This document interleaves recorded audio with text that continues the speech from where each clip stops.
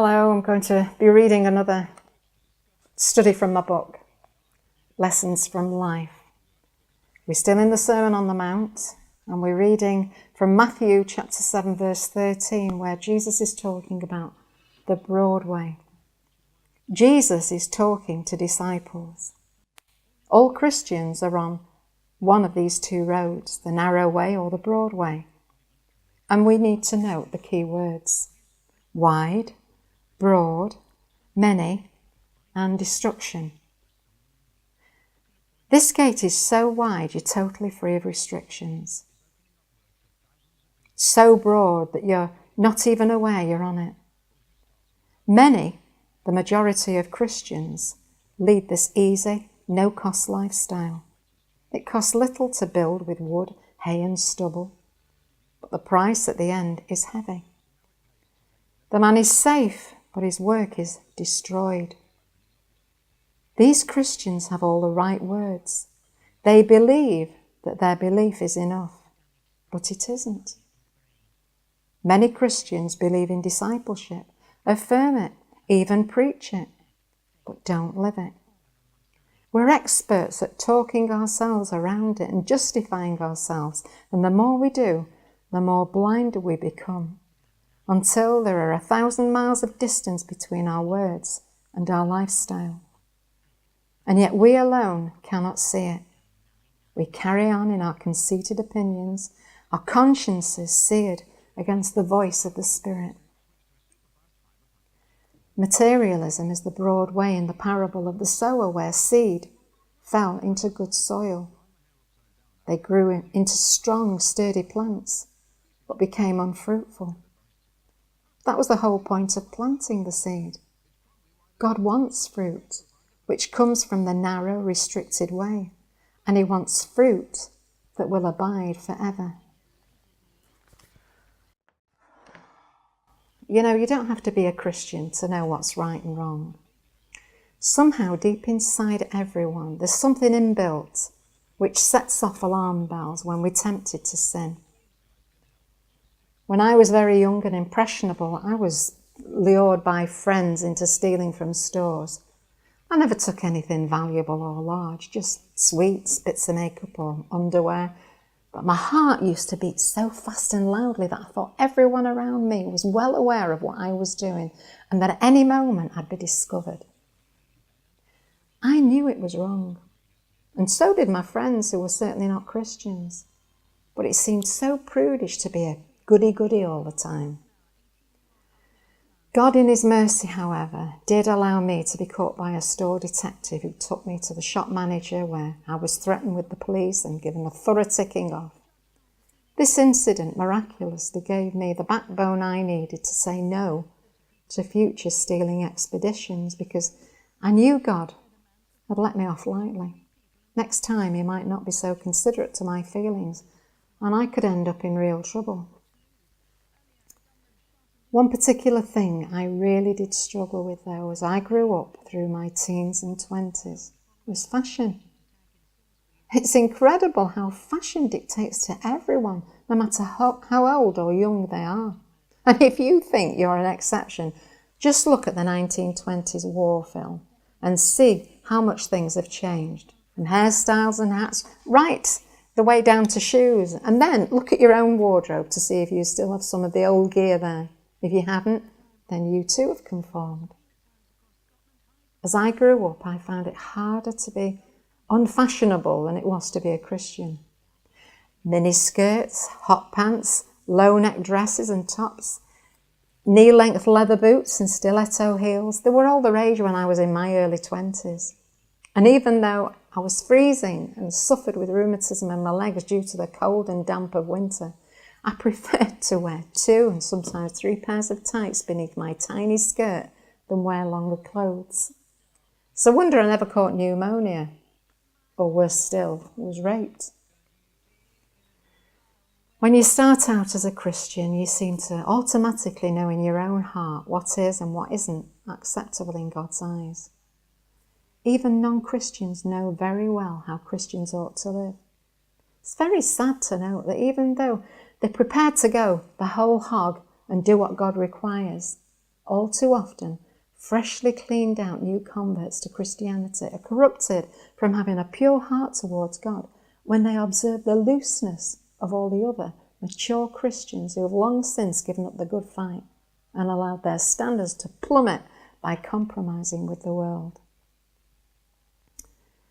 The world has a terrible pull and demands, not requests, that we conform to its standards. David wrote in the Psalms that we should guard diligently the heart, for out of it are the issues of life. If we maintain a pure heart before God and allow Him to illuminate where we're at fault without defending our actions, we have a chance of walking on that straight and narrow pathway, which is exceedingly restrictive. If we conform to what everyone else in the church is doing and follow the example of those who are walking unconsciously on the broad way, we'll become desensitized and the strictness of the narrow way will seem ridiculous. We're only human after all, was once said to me. What a shameful confession for a mature Christian. That means they are complacently walking in the old nature and forgetting their obligation to walk in the new nature. No wonder there's no difference between the church and the world. I remember when I was a little girl in Sunday school that we used to sing a song and the words went like this. Dare to be a Daniel, dare to stand alone, dare to have a purpose firm, and dare to make it known. Sounds great, but it's unbelievably difficult to do, especially in church environments when surrounded by easygoing Christians. We try our best to let the people of the world see that Christians are no different from them, that we too can have fun and we're not killjoys. We do whatever they do and say. We stress that they don't have to give anything up to be a disciple. Jesus came to give us life, and that more abundantly. In fact, the only difference between us and them is that we have Jesus and they haven't. Many years ago, I was in a Christian music group comprising 4 males and myself. I was a lead singer who sometimes played keyboard and percussion, and the other members sang backing vocals and played guitars and drums, etc. We did some touring in the UK and Holland and made a bit of a name for ourselves in church circles. I remember in particular one concert we did because this time God had something to say. We'd just finished performing the first half, and after taking a break and changing our outfits, we came on for the second act. But I'm afraid this met with disapproval by James B. Hosier, an American evangelist who was in the audience. We thought we would surely have impressed him with our professionalism, as in the first half we'd all worn something dark, but in the second half the lads had come out wearing tight jeans and white vests, and I was wearing a tight white top and skin-tight white trousers. We thought we looked very modern and great, and thought this preacher was being rather stuffy. When I asked him what was wrong with what we'd done, he said in a very mild, kind way that our appearance didn't glorify God. That was all he said. But Morris, who was the leader of the group, and I, we just couldn't get away from his words, and we knew in our heart of hearts that we were just showing off not only our talents, but also our bodies, copying the world, and that it really didn't glorify God, it glorified us. I'm grateful that I can say we never appeared like that again, but we had to go through many more tests and trials before the world was knocked out of us, and we understood more fully what it really meant to minister in song and music. Music's become so important in our modern churches that I'm afraid the platform is in actual fact the stage for many egotistical, self-centred and worldly Christians who just want an audience to perform in front of. They probably could never become successful with their music in the world, but nice, worldly Christians who come to sit in the pews week after week are not so difficult to please as those who pay good money for their entertainment. I'm sure Daniel was not the only God-fearing man of his day, but because of who he was and the position he was in, he had to be seen to be uncompromising. Others who served God must have prayed in secret, but he did it openly. Oh, that we Christians could hear God and uncompromisingly hold on to what we had been told, no matter how others in the world and church lived. It's not easy to obey God. There are always those who would oppose us and make life difficult. But then we say so glibly that we want to be God-pleasers and not men-pleasers, don't we? Well, Maurice and I have asked God to show us how we have conformed to the world's standards so that we can come out from among them and be separate. God's revealed many things to us, and we've simply and sometimes painfully had to change and be true to our convictions. We refuse to take out insurance policies to protect us from theft, loss or accident. Where it's unlawful not to have insurance, we've complied. But because of this stand we've taken, God has been able to manipulate our lives. For instance, when all our musical equipment was stolen some years ago, God told Maurice that he wanted him to be a preacher instead of a musician.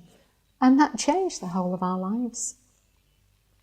Some time ago, God personally spoke to me about the communion. The Bible says that Jesus used bread and wine to establish a new covenant. But bread was obviously unleavened, as no leaven was allowed in any Jewish house for a whole week before Passover.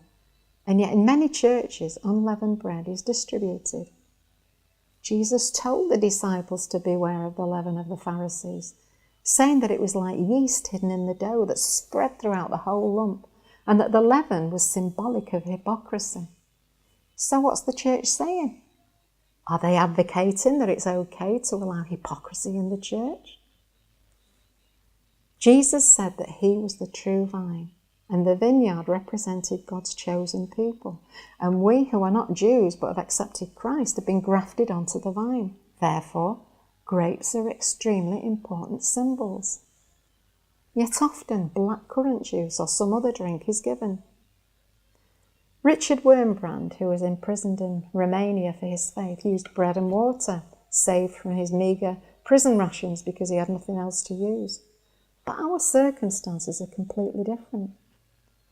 One church I know of actually distributed strawberries and Ferrero Rocher chocolates to represent Christ's body, and pineapple juice to represent Christ's blood, because they thought that these dainties would be more palatable to the people.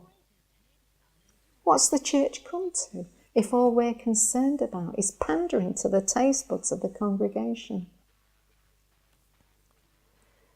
There were other things concerning communion that God also brought to my attention, and I felt very challenged and convicted. I promised him that I'd only take public communion if the symbols were right, and I was in unity with those I was sharing it with. Makes sense, really, because we would all complain if we were sprinkled with water at a baptismal service instead of being fully immersed. A sprinkling just doesn't and couldn't ever symbolise what baptism really means. Maurice and I sent our children to a fee-paying Christian school because we couldn't allow the heathen to educate them, especially in this permissive modern age where evolution is taught as fact and not theory. And they were likely to have homosexual or lesbian teachers instructing them at some point because of our laws concerning discrimination. Our children were too important to hand over to godless people. We believed that the consistent lifestyle taught and implemented in a Christian home, church and school was a must for our family. I'm not suggesting for 1 minute that you do what we've done. You need to have your own convictions for that. We've been criticised and even condemned for many of the stands we take. But if we weren't, we wouldn't wonder whether we were on this narrow way or not. After all, if every other Christian around was doing exactly what we were, that would be a sure sign that we were on the broad road, wouldn't it? Well, I'll leave you to think about that one. God bless you.